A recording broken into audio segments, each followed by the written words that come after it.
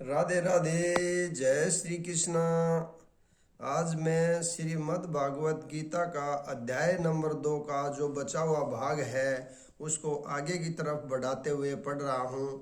इसमें श्री कृष्ण ने अर्जुन को कर्म के बारे में बताया है। तुम्हें अपना कर्म करने का अधिकार है, किंतु कर्म के फलों के तुम अधिकारी नहीं हो। तुम न तो कभी अपने आप को अपने कर्मों के फलों का कारण मानो, न ही कर्म न करने में कभी आसक्त हो। यहाँ पर 3 विचारणीय बातें हैं: कर्म, विक्रम तथा अकर्म। कर्म यानी स्वकर्म जो खुद करते हैं, वे कार्य हैं जिनका आदेश प्रकृति के गुणों के रूप में प्राप्त किया जाता है। अधिकारी की संपत्ति के बिना किए गए कर्म विक्रम कहलाते हैं। और अकर्म का अर्थ है अपने कर्मों को न करना।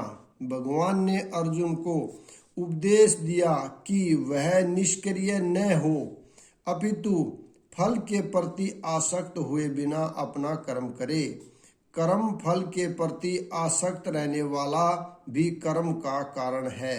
इस तरह वह ऐसे कर्म फलों का भोक्ता होता है। यहाँ तक निर्धारित कर्मों का संबंध है वे 3 उपश्रेणियों के हो सकते हैं, यथा नित्य कर्म, आपातकालीन कर्म तथा इच्छित कर्म। नित्य कर्म फल की इच्छा बिना शास्त्रों के निर्देश अनुसार सतोगुण में रहकर किए जाते हैं। फल युक्त कर्म बंधन के कारण बनते हैं, अतः ऐसे कर्म अशुभ हैं। हर व्यक्ति को अपने कर्म पर अधिकार है, किंतु उसे फल से अनासक्त होकर कर्म करना चाहिए।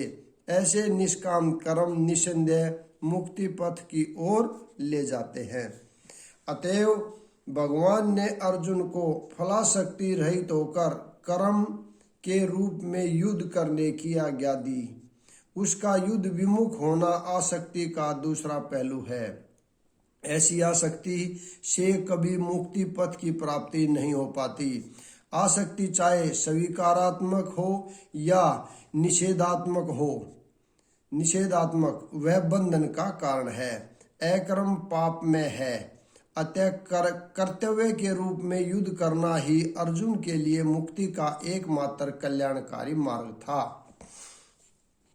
हे अर्जुन, जय अथवा पराजय की समस्त आसक्ति त्याग कर समभाव से अपना कर्म करो। ऐसी समता योग कहलाती है।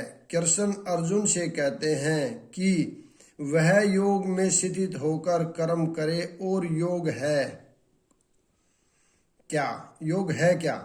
योग का अर्थ है सदैव चंचल रहने वाली इंद्रियों को वश में रखते हुए परम तत्व के मन को एकाग्र करना। और परम तत्व कौन है? भगवान ही परम तत्व है। और चूंकि वे स्वयं अर्जुन को युद्ध करने के लिए कह रहे हैं, अतः अर्जुन को युद्ध के फल से कोई सरोकार नहीं है। जय या पराजय कृष्ण के लिए विचारणीय है। अर्जुन को तो बस श्री कृष्ण के निर्देशानुसार कर्म करना है। कृष्ण के निर्देश का पालन ही वास्तविक योग है और इसका अभ्यास कृष्ण भावनामृत नामक विधि द्वारा किया जाता है।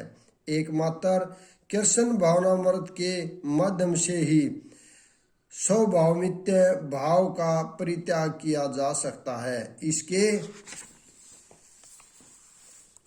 इसके लिए उसे कृष्ण का दास या उनके दासों का दास बनना होता है। कृष्ण भावनामृत में कर्म करने की यही एक विधि है जिससे योग में स्थित होकर कर्म किया जा सकता है।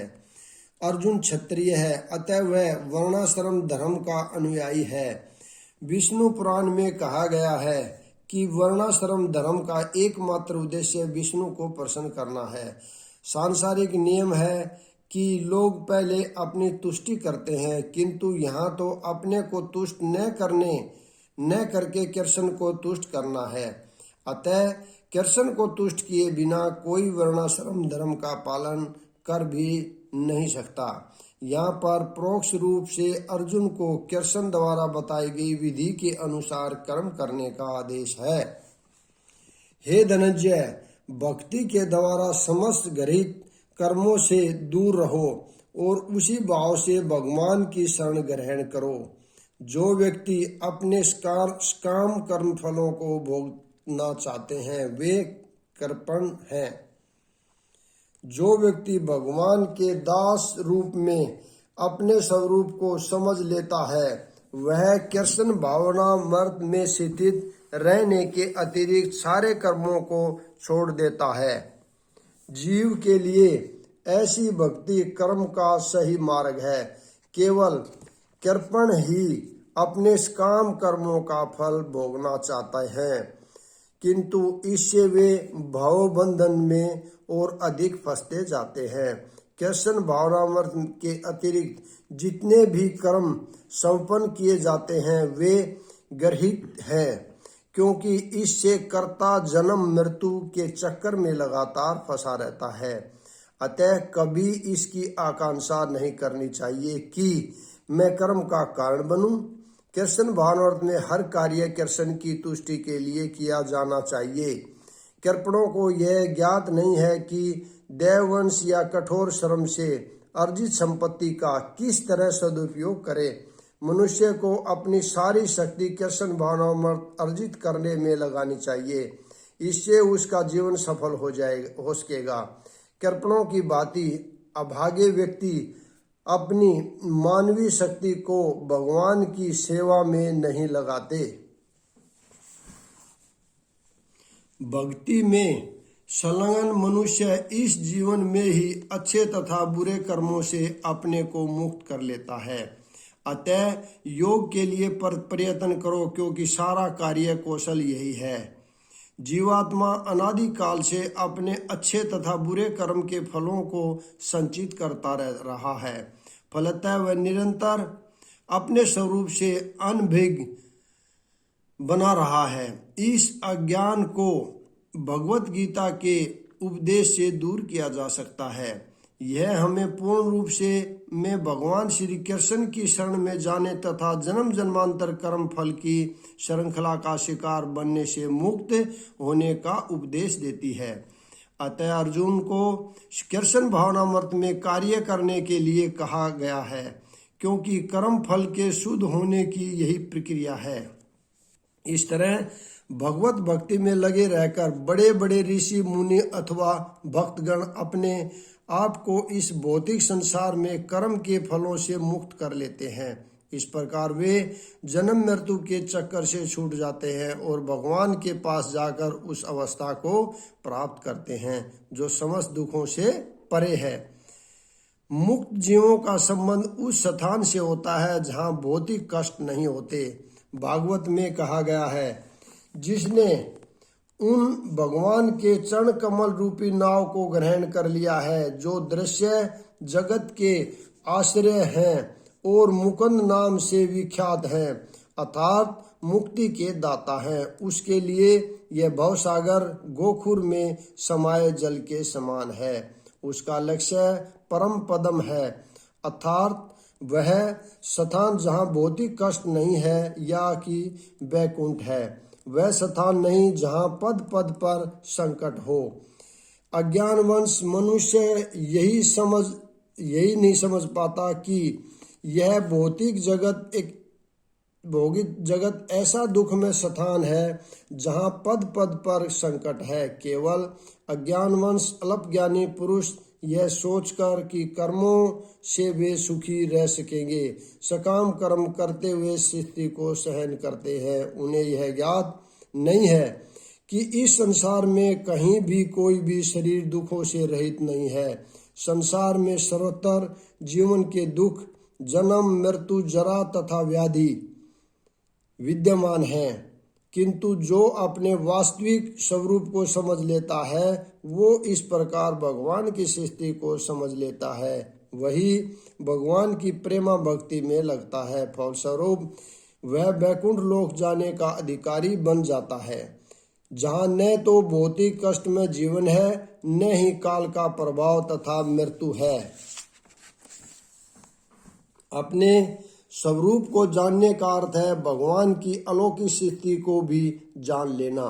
जो भ्रमवंश यह सोचता है कि जीव की स्थिति तथा भगवान की स्थिति एक समान है, उसे समझो कि वह अंधकार में है और स्वयं भगवत भक्ति करने में असमर्थ है। वह अपने आप को प्रभु मान लेता है और इस तरह जन्म मृत्यु की पुनरावृत्ति का पथ चुन लेता है।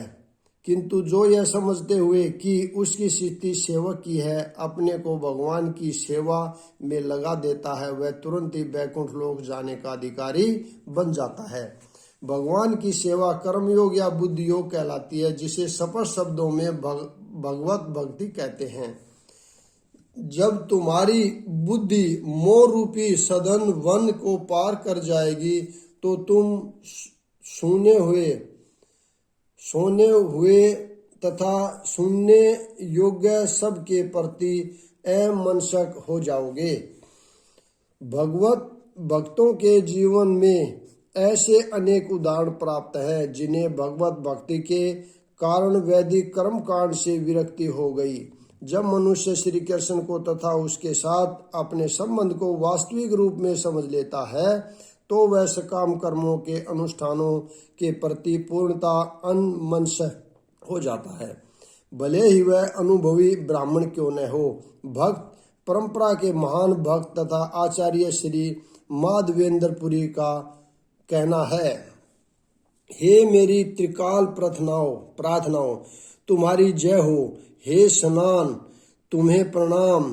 हे देव पितृगण, अब मैं आप लोगों के लिए तर्पण करने में असमर्थ हूँ। अब तो जहाँ भी बैठता हूँ यादव कुलवंशी कंस के हता श्री कृष्ण का ही स्मरण करता हूँ और इस तरह मैं अपने पाप में बंधन से मुक्त हो सकता हूँ। मैं सोचता हूँ कि यही मेरे लिए पर्याप्त है। वैदिक रस्में तथा अनुष्ठान यथा त्रिकाल संध्या, प्रातः काल स्नान, पितृ तर्पण आदि नव दीक्षितों के लिए अनिवार्य है। किंतु जब कोई पूर्णता कृष्ण भावना भावित हो और कृष्ण की दिव्य प्रेमा भक्ति में लगा हो तो वह इन विधि विधानों के प्रति उदासीन हो जाता है, क्योंकि उसे पहले ही सिद्धि प्राप्त हो चुकी होती है। यदि कोई परमेश्वर कृष्ण की सेवा करके ज्ञान को प्राप्त होता है तो उसे शास्त्रों में वर्णित विभिन्न प्रकार की तपस्याएं तथा यज्ञ करने की आवश्यकता नहीं रह जाती। इस प्रकार जो यह नहीं समझता कि वेदों का उद्देश्य कृष्ण तक पहुंचना है और अपने आप को अनुष्ठान आदि में व्यस्त रखता है, वह केवल अपना समय नष्ट करता है। कृष्ण भावना भावित व्यक्ति शब्द ब्रह्मा की सीमा या वेदों तथा उपनिषदों की परिधि को भी लांघ जाते हैं। जब तुम्हारा मन वेदों की अलंकारमयी भाषा से विचलित न हो और वह आत्मा साक्षात्कार की समाधि में स्थिर हो जाए, तब तुम्हें दिव्य चेतना प्राप्त हो जाएगी। कोई समाधि में है, इस कथन का अर्थ यह होता है कि वह पूर्णतः कृष्ण भावना भावित है, अर्थात उसने पूर्ण समाधि में ब्रह्मा परमात्मा तथा भगवान को प्राप्त कर लिया है। आत्म साक्षात्कार की सर्वोच्च सिद्धि यह जान लेना है कि मनुष्य कृष्ण का शाश्वत दास है और उसका एकमात्र कर्तव्य कृष्ण भावनामृत में अपने सारे कर्म करना है। कृष्ण भावना भावित व्यक्ति या भगवान के एक निष्ठ भक्त को न तो वेदों की अलंकारमयी वाणी से विचलित होना चाहिए, न ही सरोग जाने के उद्देश्य से इस काम कर्मों में प्रवृत्त होना चाहिए। कृष्ण भावनामृत में मनुष्य कृष्ण के सानिध्य में रहता है और कृष्ण से प्राप्त सारे आदेश उस दिव्य अवस्था में समझे जा सकते हैं। ऐसे कार्यों के परिणाम स्वरूप निश्चयात्मक ज्ञान की प्राप्ति निश्चिंत है। उसे कृष्ण या उनके प्रतिनिधि गुरु की आज्ञाओं का पालन मात्र करना होगा। अर्जुन ने कहा, हे कृष्ण, अध्यात्म में लीन चेतना वाले व्यक्ति के क्या लक्षण हैं? वह कैसे बोलता है तथा उसकी भाषा क्या है? वह किस तरह बैठता और चलता है? जिस प्रकार प्रत्येक व्यक्ति के उसकी विशिष्ट स्थिति के अनुसार कुछ लक्षण होते हैं, उस प्रकार कृष्ण भावनामय पुरुष का भी विशिष्ट स्वभाव होता है तथा उसका बोलना, चलना, सोचना आदि जिस प्रकार धनी पुरुष के कुछ लक्षण होते हैं जिनसे वह धनवान जाना जाता है, उसी तरह रोगी अपने रोग के लक्षणों से रुग्ण जाना जाता है, या कि विद्वान अपने गुणों से विद्वान जाना जाता है, उसी तरह कृष्ण कि दिव्य चेतना से युक्त व्यक्ति अपने विशिष्ट लक्षणों से जाना जाता है। इन लक्षणों को भगवत गीता में जाना जा सकता है, किंतु सबसे महत्वपूर्ण बात यह है कि कृष्ण भावनामर्थ व्यक्ति किस तरह बोलता है, क्योंकि उसकी वाणी ही किसी मनुष्य का सबसे महत्वपूर्ण गुण है। कहा जाता है कि मूर्ख का पता तब तक नहीं चलता जब तक वह बोलता नहीं। एक बने ठने मूर्ख को तब तक नहीं पहचाना जा सकता जब तक वह बोले नहीं, किंतु बोलते ही उसका यथार्थ रूप प्रकट हो जाता है। कृष्ण भावनार्थ व्यक्ति का सर्व प्रमुख लक्षण यह है कि वह केवल कृष्ण तथा उन्हीं के संबंध विषयों के बारे में बोलता है। फिर तो अन्य लक्षण शब्द प्रकट हो जाते हैं जिनका उल्लेख आगे किया गया है। यहाँ पर अध्याय नंबर 2 को मैं विराम देता हूँ और अगला भाग कल पढ़ता हूँ। राधे राधे, जय श्री कृष्ण।